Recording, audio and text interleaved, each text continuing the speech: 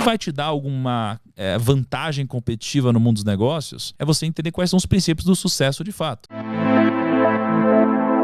E basicamente eu entendo que são 4. Eu lembro que há um ano e meio, alguma coisa assim atrás, eu fui jantar na casa do Jorge Paulo Lemann, né? Ele é uma das pessoas mais incríveis que eu pude conhecer, ele é o homem mais rico do Brasil hoje. Pô, e ele é muito humilde. Ele chegou assim com um suquinho detox lá, ofereceu um suquinho detox. Ele quase que não falava, ele queria que eu falasse. É um cara muito sábio, porque ele já sabe o que tá dentro da cabeça dele, ele quer saber o que tá na sua, que ele ainda não sabe. Mas eu fiz perguntas pra ele como qual é o segredo do sucesso, quais são os atributos do sucesso, o que é o sucesso, por quê. E ele basicamente me disse que o fator mais importante pra alguém ser bem sucedido é uma coisa chamada grit, G-R-I-T, grit. Grit é basicamente o entusiasmo, é a garra. É aquela pessoa que às vezes ela não tem todo o conteúdo técnico possível, mas ela é aquela pessoa entusiasmada, a pessoa que ela fala assim, eu não sei, mas eu vou conseguir, eu vou atrás, eu vou aprender. Então o entusiasmo é uma dessas 4 coisas. A escala é outra dessas 4 coisas, né? A escala, ela é importante porque você nunca vai ser bem sucedido fazendo uma única coisa pequena, né? Pô, se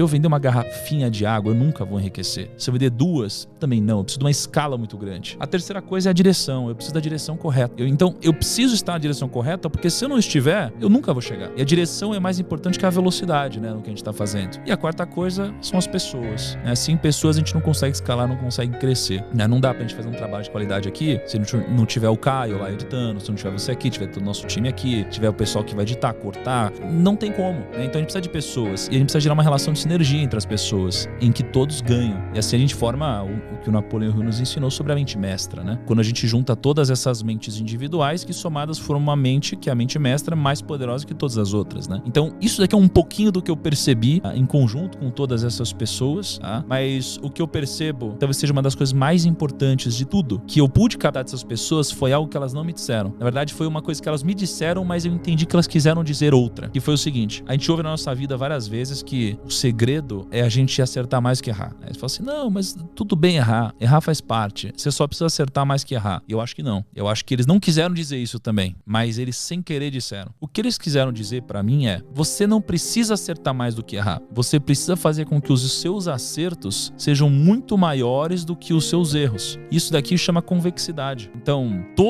ou quase todas as pessoas que eu conheço, todos os bilionários, os investidores, os grandes, o que eu percebo entre eles é que eles erraram pra caramba. Ou seja, eles erraram muito mais que acertaram. Só que um acerto deles pagou por tudo, que geralmente foi um grande empreendimento, foi um grande negócio. Então isso aqui chama convexidade, é fazer com que os seus acertos sejam muito grandiosos e os seus erros sejam muito pequenos e nunca te exponham ao risco da ruína, que é o risco de te tirar do jogo, né? Então pra mim essa aqui foi uma das coisas mais importantes que eu peguei e que eles não disseram. E tem mais algumas coisinhas, mas eu acho que se resume a entender as regras do jogo, entender os princípios do sucesso e trazer a convexidade ao seu favor. Muitas vezes você vai precisar se ferrar, com certeza. Então, eu, por exemplo, me ferrei aos 18 anos quando eu quebrei na Bolsa de Valores. Eu estava sendo ganancioso, mas precisei quebrar para aprender. O problema é que não necessariamente errar vai te fazer aprender. Você precisa estar aberto a enxergar o erro como um aprendizado. Senão, você vai entender como a culpa de um terceiro. Senão, você vai entender que, na verdade, esse erro não é culpa sua, foi culpa do mercado. Foi culpa da política. Foi culpa de um terceiro, foi culpa do vento, foi culpa de qualquer outra coisa, menos de você, né? Então, não basta só errar para aprender, basta querer evoluir, né? E com o tempo, conforme você entende que buscar conhecimento é algo que tem que fazer parte do seu dia a dia, buscar conhecimento não necessariamente tem a ver só com leitura, tem a ver com, às vezes, eu trocar uma ideia com você e ter uma postura ativa de tudo que você falar eu absorver como alguém que quer aprender e crescer, né? Quando eu estiver vendo um filme, a mesma coisa, uma série, conversando com alguém, fazer perguntas, às vezes mais perguntas do que respostas, né? É uma postura ativa essa de aprender e conhecer, ela vai te ajudar a identificar várias coisas. É difícil você identificar quando você está ganancioso, se você nem sabe o que é a ganância ou se você não entende que isso é um risco para você. Eu pegar e perguntar para você assim, pô, busca eu tô usando alguma coisa amarela no meu corpo e você nem tinha parado de pensar nisso, mas agora que eu falei amarelo, você começa a pensar e filtrar amarelo e você vai encontrar alguma coisa, algum detalhe amarelo, né? Por quê? Porque agora você está buscando isso. Então você precisa ter algumas indicações do que buscar. E quando você entende que a ganância é ruim, você começa a identificar isso na sua vida. Como você identifica a ganância? Como você sabe que você está ganancioso? Para mim, a ganância, o medo e a impaciência, elas sempre vão te gerar prejuízos, tá? Então, quando alguém te oferece algum negócio, como uma pirâmide, na maioria das vezes as pessoas elas entram em algum momento da vida, né? Só que elas entram porque elas ferem o princípio da ganância. Então uma pergunta para você é: eu estou ganancioso?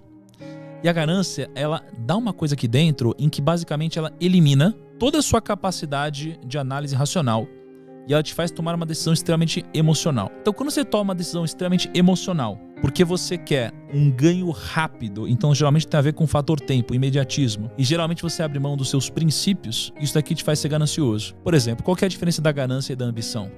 Imagina que tem a ambição aqui, que é bom, e se tem a ganância, que é ruim. O que está entre elas? A ética.